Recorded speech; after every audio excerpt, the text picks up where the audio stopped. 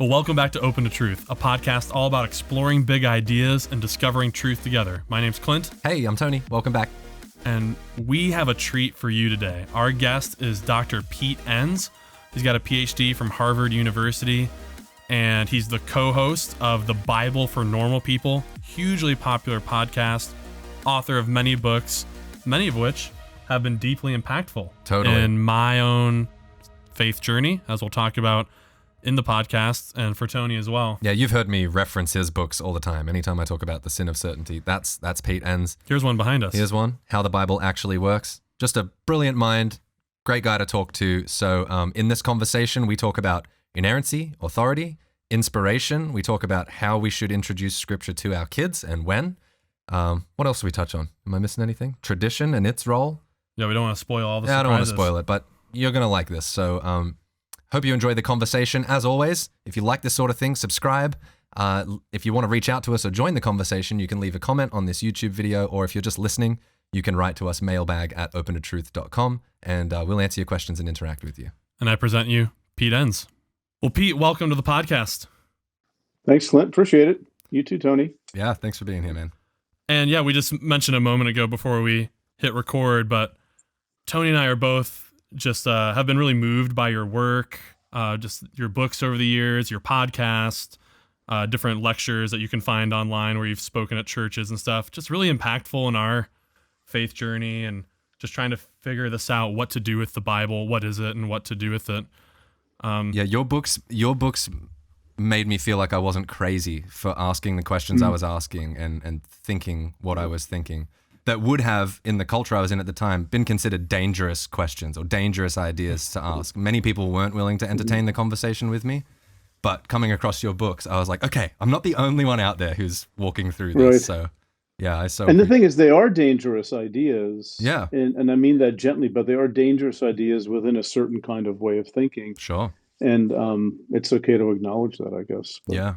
Yeah. Well, I appreciate that, guys. Isn't it wonderful that we have internet and all that other kind of stuff to create community with people so they don't feel alone? And Yeah. reading a book is one thing, but hearing people talk and seeing them talk, it's a totally different thing. Absolutely. So, yeah. Mm-hmm. Yeah. Well, a lot to get to, just burning questions for me, but I think a helpful starting place could be, and anyone can read this on your little About Me section on PeteEnns.com. I just thought it was a neat place to start. So you list a couple of questions that you find interesting, that you enjoy talking about. And so here they are. What is the Bible? What are we supposed to do with it? Why should anyone care? What does God want? Is God real? And then there's this great line. These sorts of questions are an expression of my faith, not a problem for my faith. Could you unpack that, what you mean by questions being expression rather than a problem?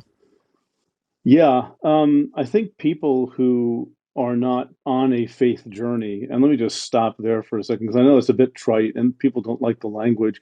I do like it because I actually think that's what it is. And the journey is not always comfortable. It's very uncomfortable sometimes. And I'd rather just sit on my couch and eat potato chips and watch baseball or something. So the journeys are not, oh, it's a journey. No, it's a journey. That's more the feeling. So so it is a journey of faith that I think people are on. And it's only people who are on that journey who ask those kinds of questions.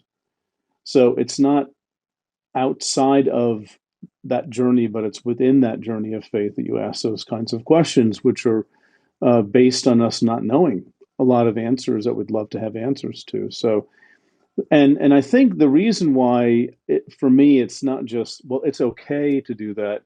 It's more a positive thing to do that, not to force it, but when it comes, right? But it's positive because it pushes you to, I think, another sort of stage of faith. That's not the best way to put it. I'm not sure how better to put it at the moment, but where the reliance becomes more on God and less on our theologies. So in that sense, those doubting times, they do something that nothing else can really do for us. And I've talked with people who say, yeah, but you don't understand. I'm really, really going through something difficult. And I say, yeah, and I think that has to be that way, or those other moments won't come at all. But you don't understand. Everything's falling apart. Actually, I do understand everything's falling apart. No, you don't believe everything's dark. Don't you understand? I do understand. It has to get there. And it can't be sort of a casual journey where you sort of walk a few steps and go back inside again and Mm. say, I'm journeying. Oh, I'm really, the struggles are sort of like controlled in that sense. You go out for a while, it's a little uncomfortable, but you come back inside again. We don't get that option. It is what it is, and it's at the end of the day, I think it's all a normal part of who we are as people of faith. I love what you just said about it requiring us to trust God more. People who listen to this podcast, regular listens, will have heard me reference your book, The Sin of Certainty, which was probably the biggest game changer for me. The Bible tells me so as well, but Sin of Certainty for me was like an aha moment. It was, oh, my need to get all my theology perfectly straight and aligned, my believies, my mental furniture, that's actually a need for control. And Yeah. maybe what God wants is for me to give up some control and instead have some trust. So thank you for offering that perspective. Sure, yeah. And I wish we could. Well, I think the trick is taking the exploration seriously and even coming up with some answers, Hmm. right? I have tons of answers. But it's more like not hanging on to those. It's like, okay, now I've arrived, Yeah. right? Because something's going to happen. Something's going to happen. It's going to go all kablooey. It can be like anything, a little thing, like you just watched a movie that made you think about reality differently, or Yeah. tragedies happen, and other sorts of challenges. So there's nothing wrong with having answers. Hmm. It's how we position those answers as being of ultimate concern to us, and that's when we eventually get into trouble, I think. That's great. So you describe this avatar of a person who is like, oh, but it's really bad. This is a dark journey. You're like, yeah, I understand. What is that coming from? That understanding? Could you share just a brief sketch of your journey and what that's looked like for you, coming out on maybe the other side of it, or still, in the midst of it? A brief sketch of how messed up I am. Sure, no problem. Let's do that. Let's talk about that. No, it's hard, Clint, to map that out. I would. I mean, I've had experiences that I think have all culminated in just this thing that's been going on, and I like that because I haven't scripted this at all. It Mm. just is sort of coming. But I think probably, long story, very long story, very short. Probably it was a culmination of things family related and also professionally related that um, everything that I sort of the anchors or the foundations were just they were crumbling pretty quickly Mm. and happening over a series of several years. And I write about both. I write about the family matter involving my daughter and the sin of certainty. She gave me permission to talk about it. And my job, I talk about that a little bit, and the Bible tells me so. So it's out there, Mhm. these things. But just to bring them together, those things were sort of colliding at the same time, and I wound up leaving where I was a teacher before at a seminary, and it was 6 months of bliss, of just being out from under something where I just knew I didn't belong, and it was difficult, and people were sort of after me on a regular basis. And to be free of that, I was exercising. I was so happy sitting under trees. That lasted about 6 months, and then everything started crashing down because I the structure. This is what's so frightening about being on this journey. The thing that gave me structure to my faith was taken away. Yeah. My faith was sort of on autopilot for many years because I was in a system that required a pretty strict subscription, and you just sort of do it. And that's not dishonest. It's just you're not on autopilot. You're not thinking about it. But then leaving, I began to understand that everything that was holding my faith together is now gone. Mm. It's not there. So I remember the scene. I'm standing in my bedroom, just looking out the window, and this little voice inside of me goes, "Well, Pete, what do you believe now that nobody's telling you?" Yeah. Right. And my answer was, I haven't the foggiest idea what I believe. And I didn't. And I began not just entertaining on a sort of a comfortably distant kind of manner, but really existentially deep down inside, what if there is no God, Mm. right? Mm-hmm. What if none of this makes sense? What if we're all just making this up? And I was sort of in that for about a year or so, I'd say, in various degrees. But, there were times when I remember once lying on my a sofa in my little office at home and just lying there, just mourning the fact that I'll never sing another Christmas carol again. Silly little thing, but Mm. we raised kids and we had traditions and things like that. And so I was mourning a narrative of my life that was very familiar and not just comfortable, but satisfying. And that was pretty much all taken away. And when it started going away, it went away very quickly because I could see the pieces connecting, and I'm not going to lie to myself. So we just sort of went along with it. And I think what helped me, I don't want to say come out of it, but more pass through it and come out differently on the other side, is just people who understood this whole process. Mm. And it really helped that I knew people who were very much into contemplative Christianity or some sort of a mystical expression of Christianity Mm-hmm. that transcended some of the rationalistic arguments I had in my head, or scholastic kinds of things, academic things, which I really value, but not bypassing, but not allowing your left brain essentially to control all of reality. That's really what it came down to for Yeah. me. And I was able to let go of that need for certainty. And it's, the sin of certainty it didn't come out for about 6 or 7 years, but that's when that book was born, when I could start seeing the pieces connecting. Wow. So you said, I caught a little word in that story that intrigued me. You said, and we passed through it. And I think you meant maybe your family. Because Oh, you have children. that was a And Freudian slip. Maybe it's my split personality or something. yeah. Yeah. Yeah. But it got me thinking, to your point at the beginning with the academic professional part and the family part, Yeah. I am not just this isolated individual. Like, I'm Right. deeply embedded in these relationships. And when I Mm-hmm. was, and still am, kind of going through some of this stuff, I have a spouse. I'm raising 4 kids right now. And, Mm-hmm. Well, you are someone else's anchor in a way. right. Like for your kids, Right. as they are forming a Right. map of the world, where am I? Who am I? Mhm. Is it safe? They're looking at dad. What does dad say about this? What does Right. dad think about Right. this? So, Right. I mean, there's a very real sense where, like, my wife, Sarah, is just, she's along for the ride that I'm on, whether she likes it or not. Like, to your point, like if she was ready to start Right. asking questions, what? They've come into the house, honey. So yeah. the questions are here. Mm-hmm. Yeah. Right.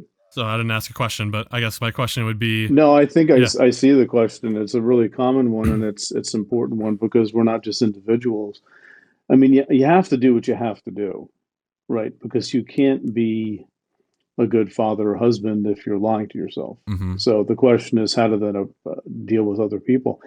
See, in my sense, the we was not a reference to my family because when I left Westminster Theological Seminary in 2008, give me a second here, my son was 21, my daughter was 18, and my other daughter was 15 or 16. So Okay.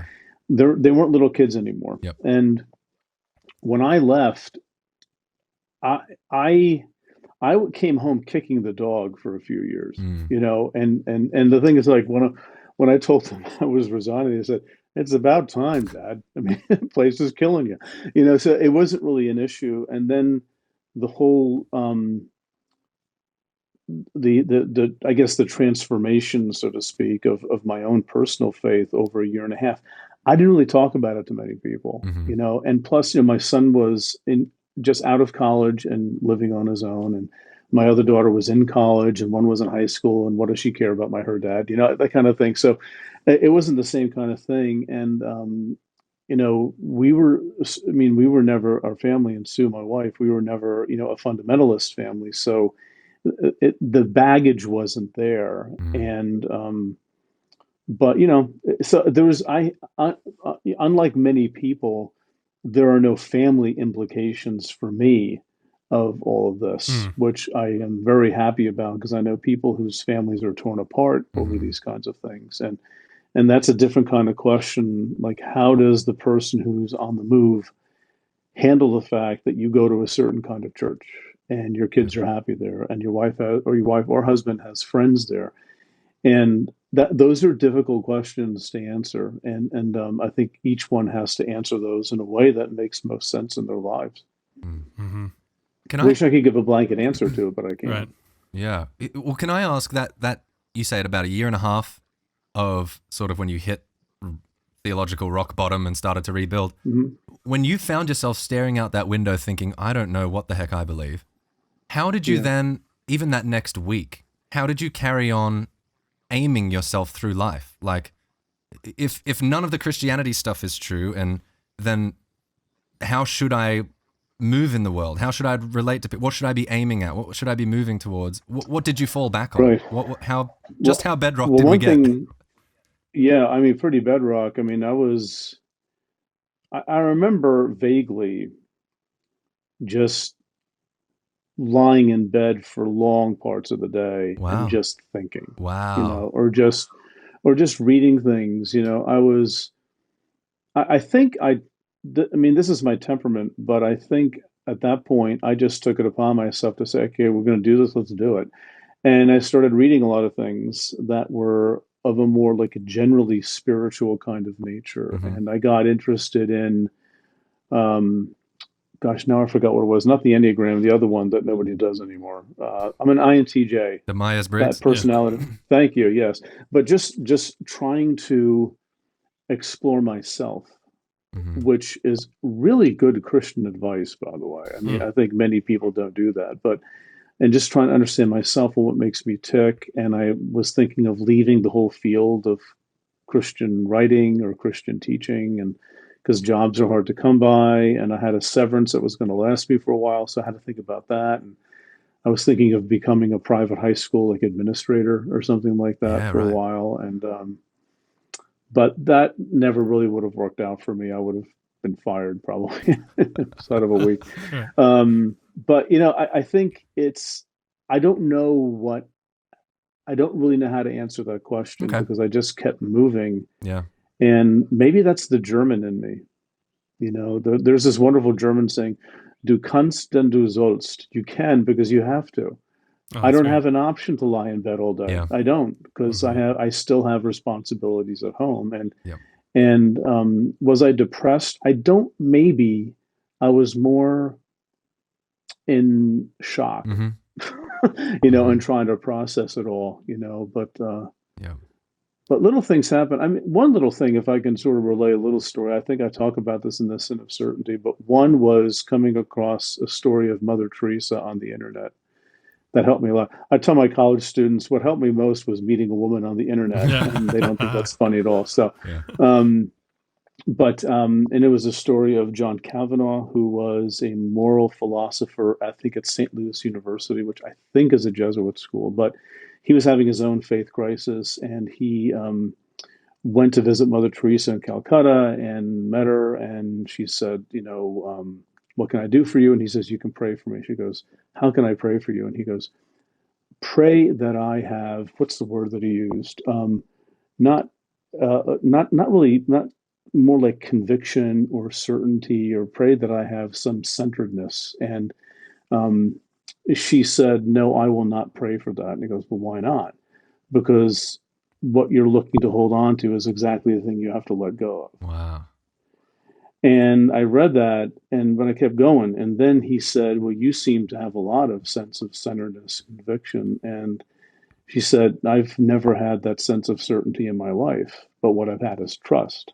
Mm. So I will pray that you trust rather than seek that kind of an anchor for yourself. And I read that, and I just stopped and I stared at the screen and I said, that's it. That's where I've been going wrong. I've been trying to wrap my head around something, whereas this journey really was more about learning to let go of wrapping my head around everything and respect my head but not live in it, Hmm.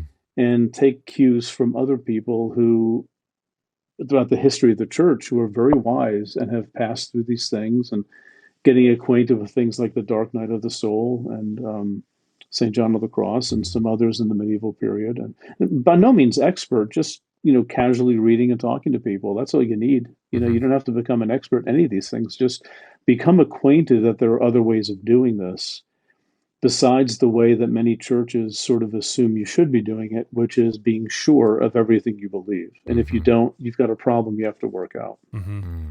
Now, as you were saying that, I'm thinking, and forgive me if this is too amateur psychology. I'm not a psychologist, but Okay. that's a pretty complicated cognitive Sorry. task of holding things in tension or being okay with uncertainty, particularly when you compare it to a child. Like I have a 7, 5, 2, and an infant. You got a 4 lot of kids. kids. Okay. Yeah. And at that stage, it just seems Wow. tough to ask them if this is indeed like the higher path, to ask them to hold things in tension. They want hard answers. Dad, where'd God come from? Or why does it rain? Or just a whole host of questions you could ask, theological, science. So when it's a science question, maybe like why does it rain? And I could do my best to walk through evaporation and all that stuff. Yeah. But I'm giving them like a little factoid. Now, when it comes to theology, though, where I find that a winsome, helpful way to think about it, of holding things in tension and not clinging to certainty.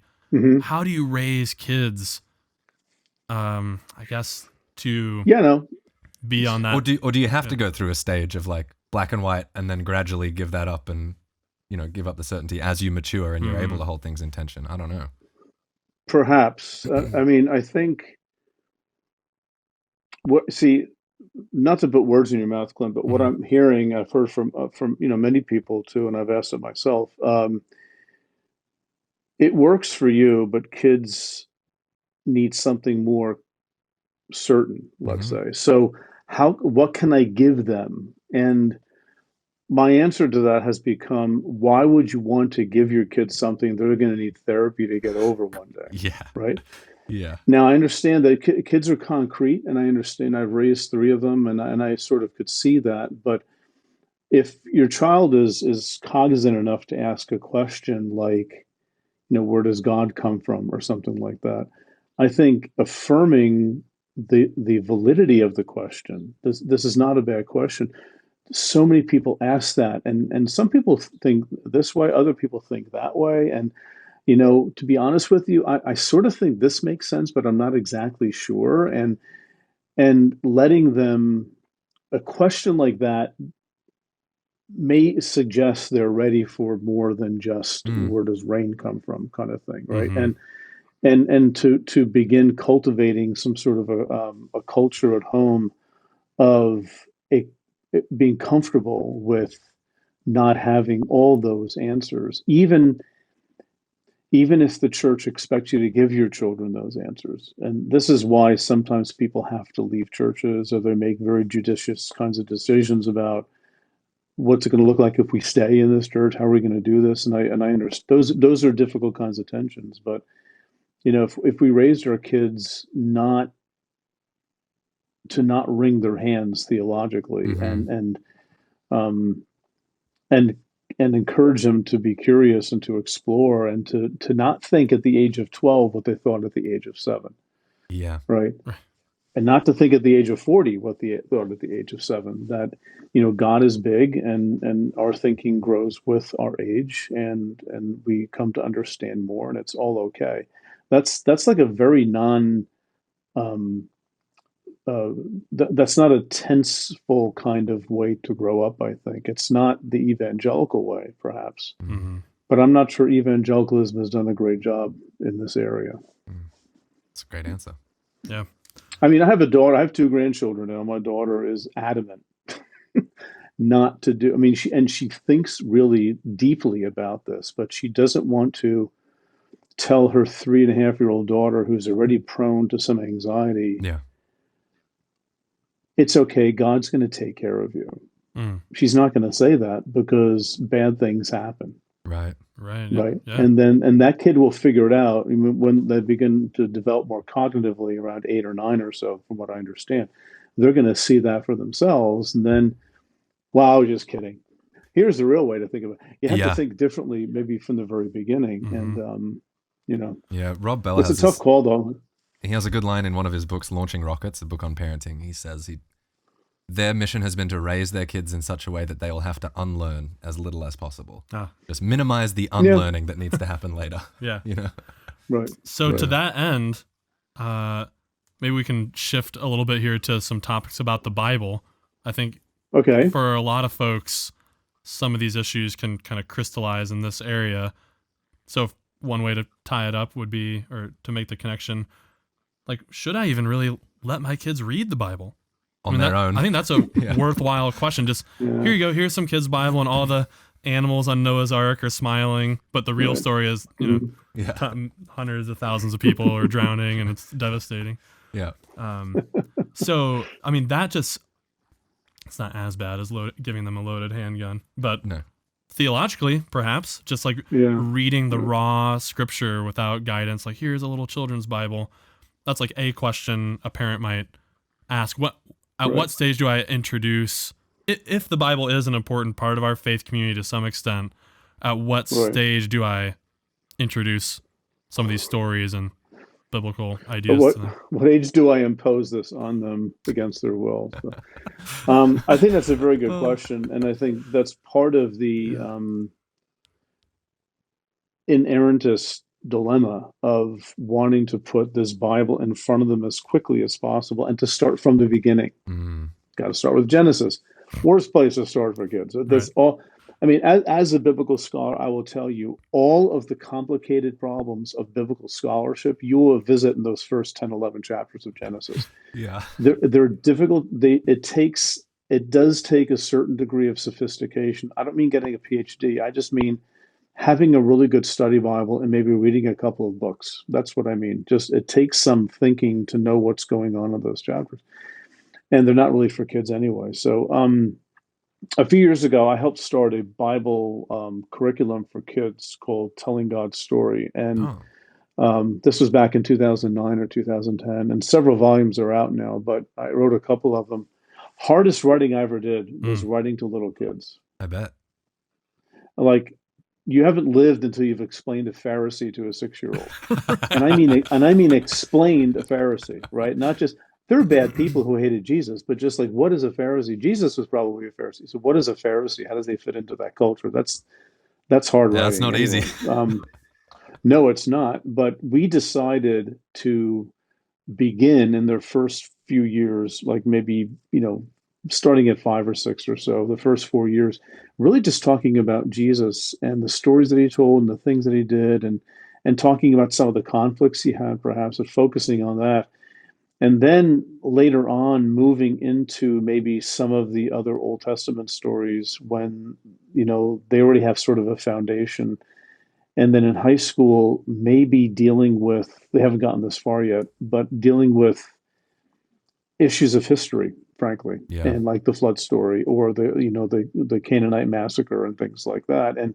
And preparing them for a Bible that is not going to answer all their questions, but it's going to raise some, and it's okay, right? That's sort of the approach we were trying to take on that. So kids, I mean, you can have the Bible there all the time and Bible stories read judiciously, I think. But I think if parents can get over the hump of feeling like the way to raise your kids Christianly is to tell them all the stories in the Bible and make sure they know the names and things like that. I don't think that serves a purpose, frankly. What was the name of that curriculum again, just in case parents want to look that up? Yeah, Telling God's Story. Telling God's Story. Yeah. Yeah, right. Awesome. Yeah. So maybe just to drill down on one point, it's not really pushback, but just to get some clarification. Even the Sure. stories about Jesus, though, these miracle stories and all this in the Gospels, I mean, that's under pretty intense scrutiny from biblical scholars and there's a whole Jesus seminar, and make of that what you will, but people are asking good questions about, is this something Jesus really said? And do you do these things? And so just me personally, maybe I'm being too vulnerable, but I have struggled to just like parrot some ideas or, oh, Jesus did this. Yeah, he multiplied the food. When, I don't know, there are godly men and women that think differently about that. Sure. Yeah. Yeah. Of And course. Yeah. I'm not even saying I've done all the legwork to come to a well-considered opinion on all of that, but to just give that to them without them also going through that work. Is there something, have I done something bad by sharing those stories, or No, I don't don't see. I want to don't think cause so. But therapy. this, no, no, I know. I think that there are huge differences between reading stories of God commanded violence and that sort of thing. I think that's very different, where people glory in the killing of others in other nations. Yeah. I get why they do that in the Old Testament. It's Iron Age. It's how they thought, and that's how they communed with God. I understand that. But I think those are difficult kinds of things. But I think telling children, the stories of Jesus, I think that they're valuable. And I think the Mm. critical mind will always see things from different angles and be able to explain those stories on different levels. Like Jesus, um, not Jesus doesn't calm the storm; he rebukes the storm, which is Old Testament language for Yahweh controlling the waters, especially at creation and the flood and in the Exodus story. Mm. Mm. It's a very God kind of thing to do.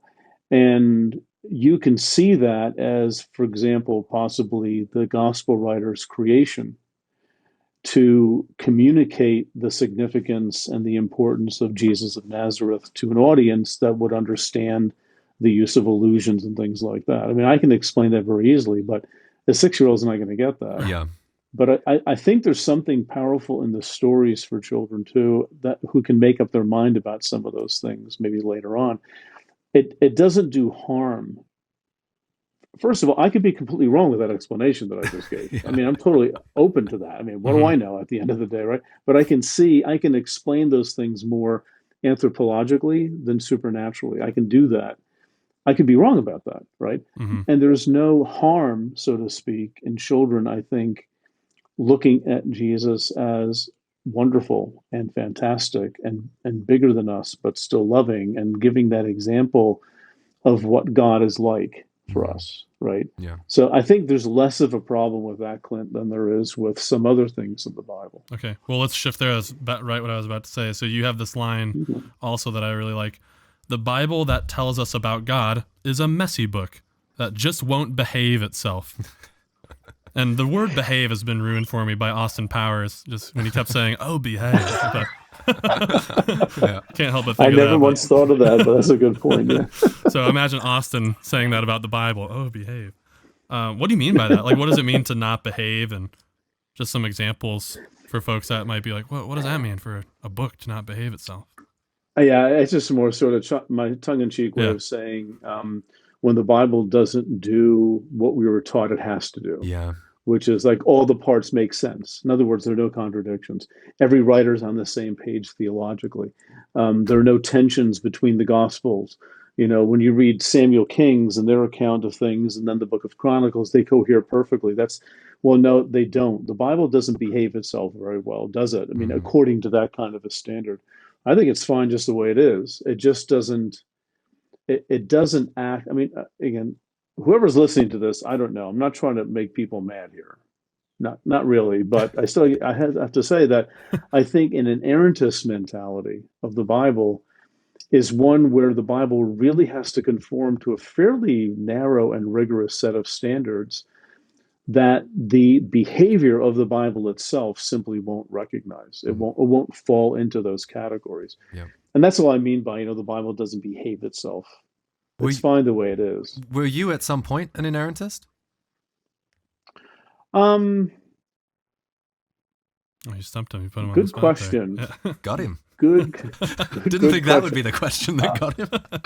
I think my I'm trying to think back in my seminary days. I probably no, I wasn't in the sense of it's central to my faith, and if you don't believe it, there's something wrong with you. Okay. I probably spoke the language, but I remember, after going to graduate school and dealing with some historical things, when I came back to teach in seminary, the way I approached it with the students was The Bible is inerrant in the sense that there's nothing in there that God doesn't want in there, Mm. which means the contradictions, you know, Hmm. the historical problems, the scientific problems, the moral issues, all that kind of stuff. God's okay with this being the And Bible we have. Yeah. You mean? exactly right, but which is not what evangelicalism means by inerrant. They means it's more superintended by God, not to give misleading information, to make sure it all coheres. In that sense, I don't think I was ever an inerrantist like that. Okay. Could you maybe Um, flesh yeah, out inerrancy and inspiration is another word that gets used a lot. And right, maybe I feel like what some people mean by inspiration, they right. maybe assume inerrancy goes along with it. But is it possible to believe in an inspired scripture without being that wooden inerrantist that you talked about a moment ago? And how would Yeah, we even use that word now? You know? that to me is the crucial question. How would we even use it? Because I think, see, terms like, inspired or revealed Yeah. or authoritative, I think those are fine words to use, but they can't be freighted with sort of fundamentalist implications or assumptions. Hmm. And again, I don't say that to be polemical, but that's what I think. I'm just telling you where I'm Yeah. coming from. Please. So to say that the Bible's inspired. I wrote this book, Inspiration and Incarnation, and the point of which is that you need to look at the word inspired within the context of the idea of incarnation, where God is embodied in reality in our here and now way of thinking and things like that. So the Calvinists do have a wonderful term about how God condescends to our level and speaks baby talk. That's what John Calvin said. Hmm. So you're going to get people in the ancient world describing creation in Genesis 1 the way they do, because that's the way these ancient people thought, or the Adam and Eve story, or the flood story. This is the way they thought. Um, that's not an error. It's Right. just how they thought, right? Hmm. Is it inspired? Yeah, well, because inspiration is never about God's up here and downloads facts, and now you have objective facts. Inspiration is always an encultured process, an encultured act, which means it's going to look a lot like the people who are talking. Hmm. So you've got this interesting Yeah. kind of interplay, and I'm not making that idea up. I mean, actually, some pretty conservative Calvinists have thought that, like B.B. Warfield, for example, in the 19th century. There's a name Yeah. that nobody knows, but No, that's yeah. okay. I've heard of that one. Yeah. Yeah, but so you have basically God's side and the human side are sort of working mysteriously together in some sense. But whatever we mean by inspiration, we can't take away the human contextual element, Yeah. which is stamped all over the pages of the Bible. So Yeah. whatever inspiration means, it doesn't guard against the human beings not being human. Yeah. Yeah. It actually works with that somehow. How does that work? I have no foggy idea how that works. Okay, and I'm sorry about that, but I don't think anybody else does either. But that's the idea. So you can use inspiration that way, and revelation works a certain kind of way. It's not God imposing. Now you have absolute truth. It's this, I think, delicate communion between spirit and people, where they begin seeing something that's beyond their own moment and beyond their own culture. I actually think that describes a large part of the Bible, Mm. right? The Bible is people enlightened for their time, I'll put it that way, speaking things of God into themselves, into the world around them. At no point does it stand still, however. It's always sort of moving. And Mm. you see that within the Old Testament, and you see it between the Old Testament and then the Judaism that came before the time of Jesus. You see changes there. You see changes in the New Testament. You see changes in the early church. It's like this thing is always cycling like this, and revisiting things and coming out with new ideas and different ways of thinking. That's the Bible. And if you want to say that's a revelatory act, I'm all for it, as long as you take that process seriously. Your definition of revelation has to take into account how the Bible behaves and what it's doing, right? And it's not just a flat book of rules. Hmm. May I ask a follow-up? Please. Yeah. So that sort of cyclical moving forward, or I guess that would be progressive revelation, really, right? The idea that we are increasingly coming to understand who God is. Do you help me with this? Help me if I'm thinking about this clearly or not. Do we think that sort of culminated in Jesus, or you just said a moment ago that even the early church, you start to see that, and at least as I look around, I still feel like God is continuing to reveal himself in newer ways and change our thinking about things. So is that the right way to think about it? And if not, the question that's paired to it is, has Scripture stopped? Why is that the Bible? Why is the canon closed? Right. Or is the sin of certainty part of it? You know, like, you know what I'm asking though, right? It would sell better. Yeah, I wouldn't mind that at all. It's funny, a question I get every year or two from one student somewhere in my class is this: why don't we just add to the Bible? And I'm like, because nobody will read it. That's why. Functionally, it wouldn't work that way. Yeah. But I understand what you're saying. I think that the gospel is sort of a bright light that's shown on humanity. And the gospel is bigger than what was written about it. So I think what we have, and again, this is not a down the middle evangelical way of thinking, and I realize that, but that's who I am. The reason we have four gospels, the reason we have letters that, the four gospels that don't always agree, they have different slants, they have different theologies of Jesus, right? Because they're trying to wrap their arms around something that's big. You have the letters of Paul and others that likewise don't always see eye to eye. Just compare James with Galatians, and you'll see right away it's like these guys are coming from a different place altogether. Yeah. It's pretty obvious. So you have these internal discussions and debates within the New Testament. And the fact that they're letters, they're not theological treatises. We're watching the gospel, that thing, being applied in specific instances. And I think that's the trajectory setter for the church.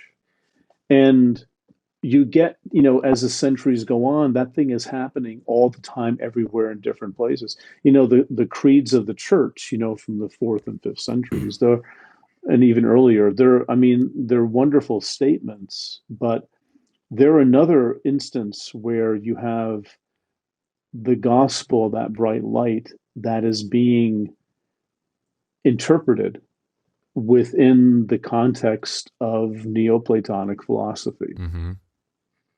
Is that a bad thing? No, it's not a bad thing at all. People do this all the time. We're always interpreting the gospel within our social context. But it's a good word.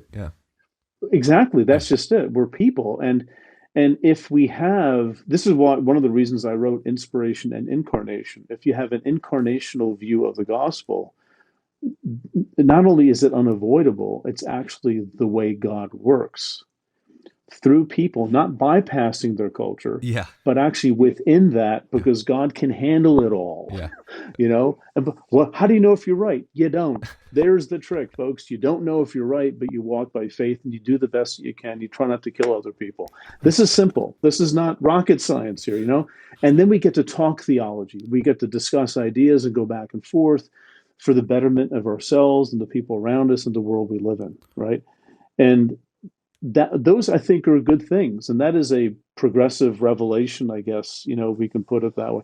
I'm not always keen on the word progressive because it has a lot of negative connotation. It's sort of, it can be a condescending thing for a lot of people, but more, I'd rather think God's just big, and God's out in front of us, and God's not behind us. We have to make sure we're keeping those things right. God's with us and ahead of us, and we have to try to keep up, so to speak, by asking ourselves the question, what does it look like to live this gospel, this bright light? What does it mean to live it right here and right now?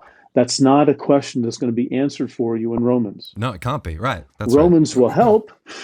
Romans may give you things to think about, but God's bigger than Romans. God's bigger than the Bible. So with this bright light language and shining a light on the gospel there, and it's this illuminative thing, well, I guess someone might wonder, well, why are you highlighting the gospel or the person of Jesus as anything in particularly special. Like, after all said and done, with all this messiness, and I've had all these questions about theology and faith, well, why not just be an agnostic? Just, well, I don't know, maybe God exists, and I hope there's a eternal place where everything I love will exist forever or something like that. But why follow Jesus? What's so compelling about this figure? I think it's well, I mean, I could answer that on several different kind of levels. One is just the fact that this is the context in which I was raised, and this is the story that I know. And it's my story, and it's, for me, an existentially, experientially compelling story, even if I have 1,000 questions about it. Like, the walking on the water and the feeding of the 5,000 thing we were talking about before, right? So I think that's part of a thing, that's part of it, but it gives me an orientation to look at the world in a positive way, and in a way that's not driven by fear. So that's just it. A lot of the gospel interpretations are more driven by fear than by just openness and faith. So What do you mean by I that? think that's one thing. What's the fear-based interpretation? What do you mean by that? Well, the fear is that if you're wrong, you go to hell, or if you Sure. don't believe the right Okay. way, you go to hell. I think it comes down to the afterlife. That's it.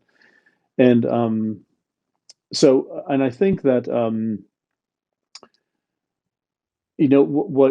what makes the okay, all religions are unique.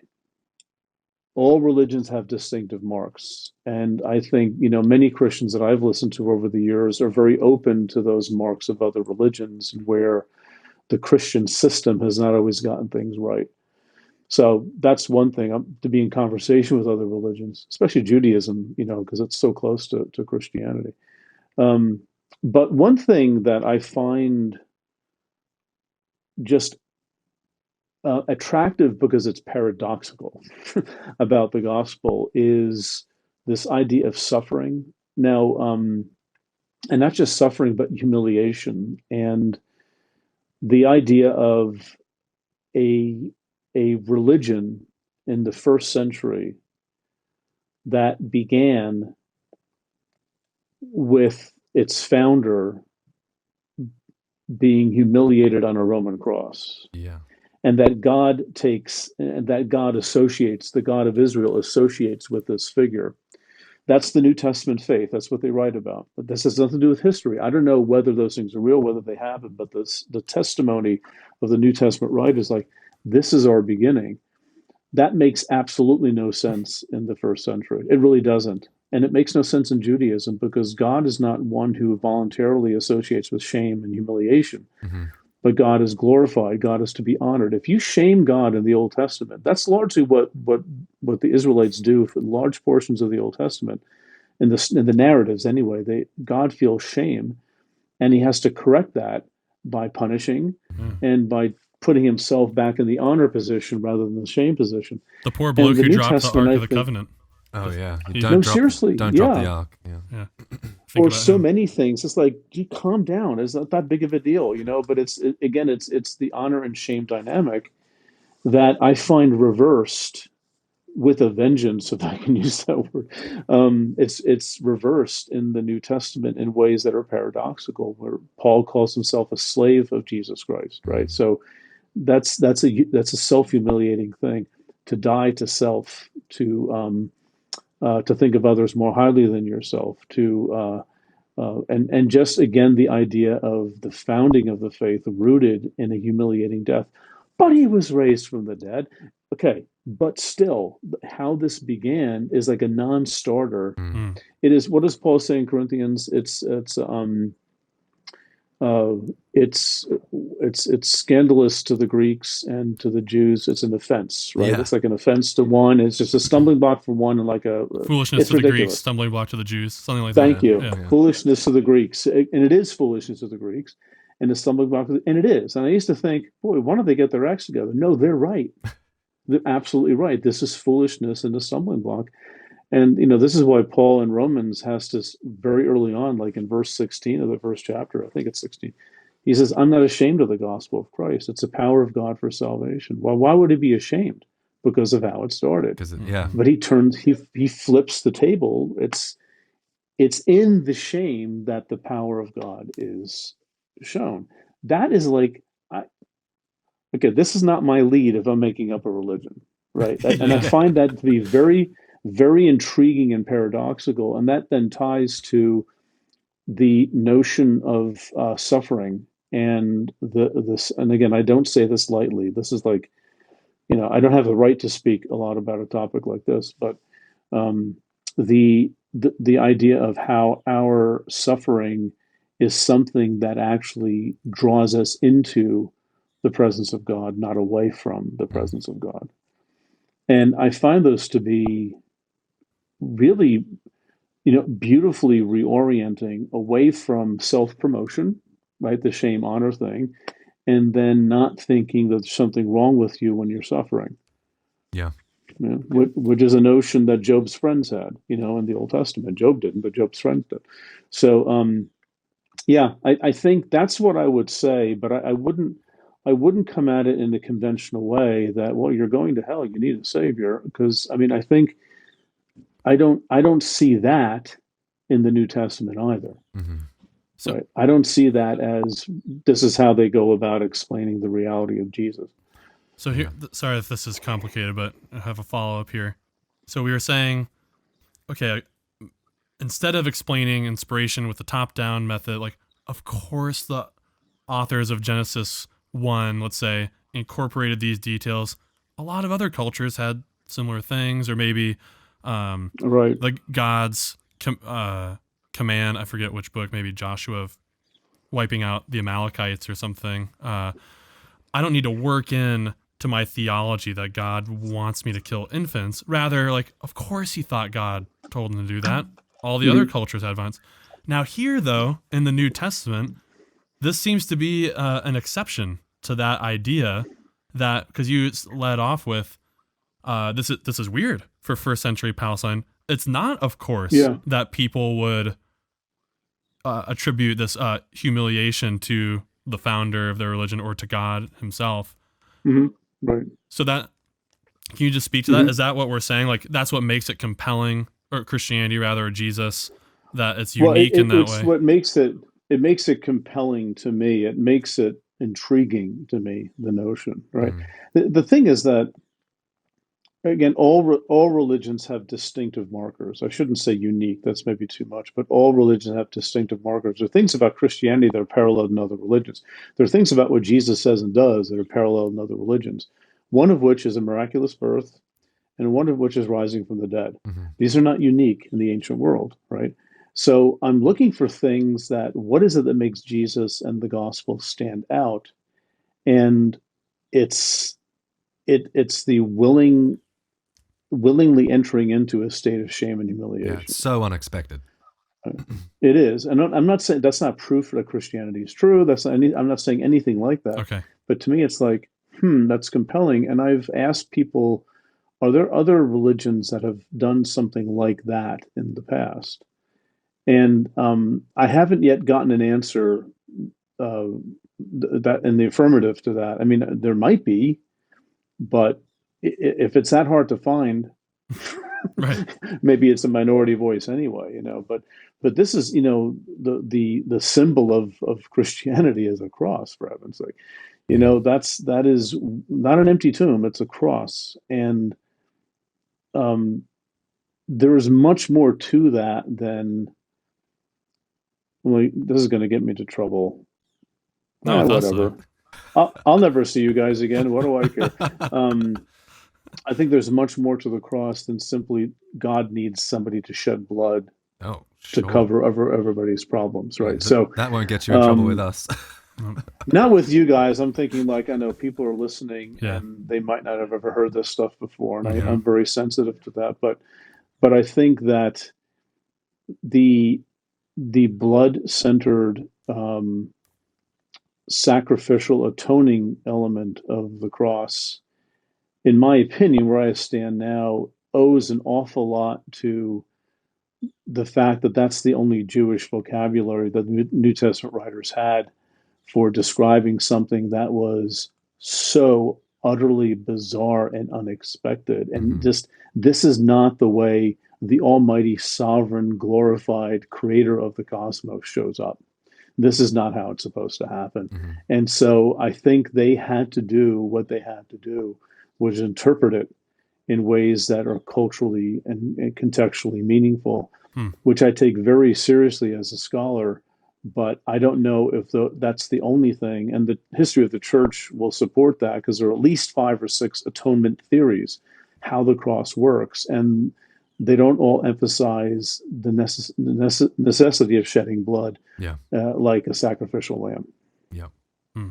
Can I ask, you mentioned, this is backtracking a little bit. You said there's 3 words that you still think are good and we should use: inspiration, revelation, and authority. I don't think we got to Yeah. authority, but I'm so curious Oh.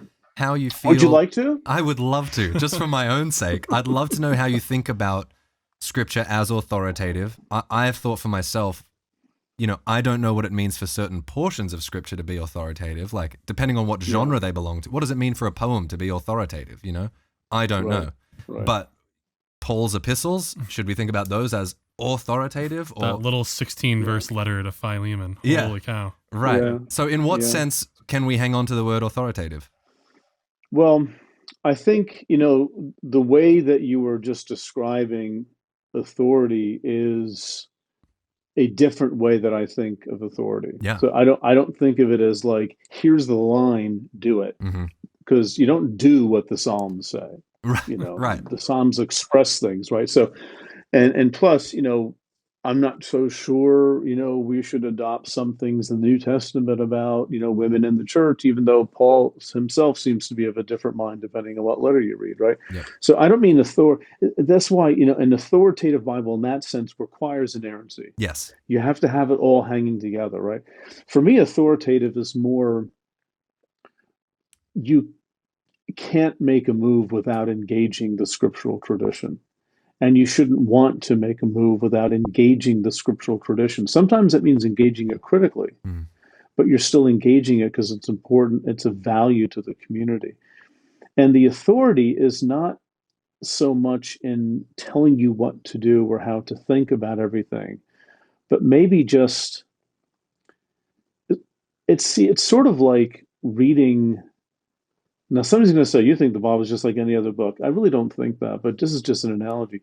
You read a book like The Lord of the Rings or something like that, and there's this battle, and, the riders of Rohan are coming to the rescue of, these poor people who are being accosted by the orcs and things like that. And you walk away and you don't say, I'm going to apply this authoritatively to my life. But it shapes you and how you think about yourself and how you think about the world around you. And I think the Bible does a lot of that. And I think some parts of it, for me, do it much better than others. But it performs a role in not cerebrally giving you the doctrine that you now apply, but just sort of shaping how you think about a whole lot of things. And in that sense, I think it's authoritative. Yeah, that's but not really as helpful. a rule book. Helpful, thanks. Well, and the book we have behind us, I failed to mention that. Sorry. How the Bible actually works. You want to hold that up? There you it go, is. everybody. That's That's a what good- it looks like. Now, People have been seeing it for an hour. That's fine. That's no need to. Now, what you were just saying reminds me of the major thrust of that book, and that this is a wisdom tool.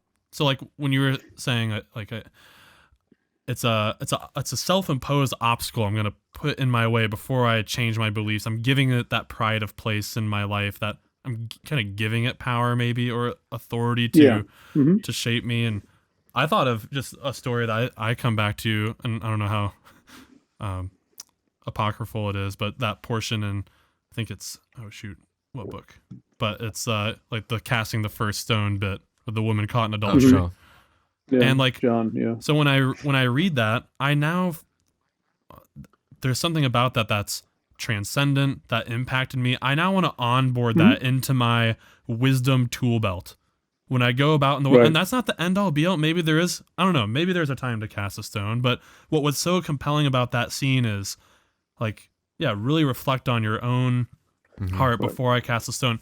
I now want to bring that in to my workings of wisdom or something. I don't know. Could you explain that better? That whole process of thinking of the No, Bible as wisdom literature. well, but I think what you're describing, Clint, is that's the Bible's performing an authoritative function for Mm, you, hmm. and you want to bring that into your tool belt, so to speak. So that's yeah, that's I mean, we don't do that with many other things, Right. and I don't do that with the newspaper. Actually, sometimes I do with I want this to be a part of my life too, but that is, I think, a way of using scripture that is very healthy, and it's looking to it when you're engaging it and bringing it in. That's sort of a wisdom process at that point. It's not an obeying a line. It's you're actually discerning and thinking and cogitating and engaging and turning it around and to see, okay, here is this wonderful story about, let those without sin cast the first stone, right? What does that look like to be a part of my own existence? Well, don't cast any stones. Well, clearly it doesn't mean just stones. It means other things. It means, and the question, where does it apply? How does it apply to my life? Are there places where maybe a stone needs to be cast, right? Like you said, right? Hmm. So you have to think like, what's this? What are the situations where this kind of an idea might be best? Or even just more simply, love your neighbor as yourself. How exactly do I do that? If they ask for $1,000, do I give it to them? Well, probably, maybe. I don't know if you have it. If they ask the week after that, they keep asking for that. It's like you're getting suspicious. Like you're not loving them by doing that. You have to discern what it means to love your neighbor as yourself. You have to discern what it means to love yourself. Yeah. The verses don't tell you what to do. You're Hmm. immediately engaged in a process of discernment. That's the life of wisdom. And I think that's the thing the Bible actually pushes us to. It pushes us to live a wise life where it's this spirit, maybe Bible tradition of the church, right? And our own experience to sort of come together, which is the Wesleyan I was quadrilateral, just about to right? Right. say that. That's, I mean, Yeah. which I'm all over, believe me, or the Episcopalian three-legged stool, which is basically the same thing. They Yeah. just combine a couple of the elements. But to me, that's an approach to living Christianly, which means you have to be comfortable with some ambiguity because many times you just have to be clear to yourself. I'm not really sure if this is the right way to go, Hmm. but I'm going to do it because it seems right. Yeah. Well, as we kind of wrap up here, I'd love to kind of give our listeners some next steps. How would I, like, maybe I'm hearing some of these messiness details about the Bible for the first time and like, what is going on? What are these guys talking about? What are some good sources to trust? Because I can imagine just going to Google and throwing in a question could lead, who knows where the Yeah, seas will toss you there, and right. how to adjudicate whether this is a trusted source, but also at the same time, I don't want to just, I don't know, like go on JSTOR, some academic journal, and that's going Right, to be too above my pay grade to sort through. Like, right. what are people supposed to do? A couple of goofballs like Clint and We Tony. should listen to the Bible for normal people. Oh, That's a good resource. Absolutely. That goes without saying. Yeah. yeah. No need to mention that. The only God ordained Bible podcast.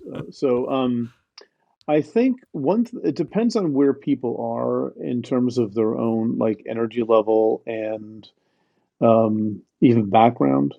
And it may be too simple to start here, but I think getting a good study Bible is a real big help and I mean a good one that isn't defending the Bible, but explaining things historically. And so just reading footnotes, because you're reading along and saying, well, this doesn't really match with that. Well, Hmm. you have footnotes that sort of explain that. Do you So have you one in have mind? Like, what is one? Yeah. Do you have a preferred? yeah, I mean, I have a few. I mean, I like, I use the New Interpreter's Study Bible, which I think is very good for most books, and that's based on the New Revised Standard Version. The HarperCollins Study Bible is very good too. Uh, the New Oxford Annotated Bible is a very good study Bible. I also like hold on a second here. Um, this is the Jewish Study Bible Oh. here, Oh, neat. which is on the Old Testament and written by Jewish scholars. And that's a whole different world of reading the Sure. Bible because they have no problem with things not fitting together. They Yeah. revel in that stuff. So it gives you a different perspective. But a lot of these study Bibles have essays in the back, which if you want to take the time to read some of these essays about What are the Dead Sea Scrolls? What difference did they make? What does purity mean in the Old Testament? Who wrote the Bible? That kind of thing. This is like a seminary education for about $40. Wow. There's a lot. There's a lot to do there, and there are things to really ponder over and to learn from. And it's a good place to start. I wrote How the Bible Actually Works and the Sin of Certainty, and the Bible Tells Me So, for normal people, who maybe don't have a huge background but are having some questions. And, I mention all sorts of people in those books, and I have like bibliographies in the back and things that people might find helpful too. So those are places to start. It's not my books, but I mean, I have resources in there too. And podcasts, again, if you don't know where to start, I mean, we do have a lot of good things on ours, but the guests that we have on, check them out. Right. Yep. Right. Go, who are they and what makes them tick and what can I learn from them? And get ready for a journey. And again, that term is a very good one, but it's a process that takes time. But you don't have to get anywhere fast. That's good. It's okay. Yep. Yeah. Well, Pete, thank you so much for your time. It's been an absolute pleasure to talk to you. Thanks for listening to our questions, giving us gracious answers to all of that. Absolutely. Appreciate you taking the time. Yeah. Okay. And thank you too, Clint. Appreciate it. Yep. And we'll have some show notes for our listeners to plug some of those resources. And anything in just real quick particular that you're working on right now that you're pretty excited about? That you'd like anything we should plug for you? No, it's too far away. I'm going to start this summer, but I'm working on a book that would take me 15 minutes to describe, which is a problem. I got to get it down to a couple sentences. Your elevator pitch. Okay. Yeah. Okay. It's about life. It's about life and belief and science and experiences in the Bible. It's weaving things together, sort of. Can't wait to read it. Catch the vision for it. Yeah. Great. I can't wait to write it. Awesome. Yeah. Well, thanks, Pete. Thanks so much, Appreciate Pete. Have a good rest of your day. I appreciate it.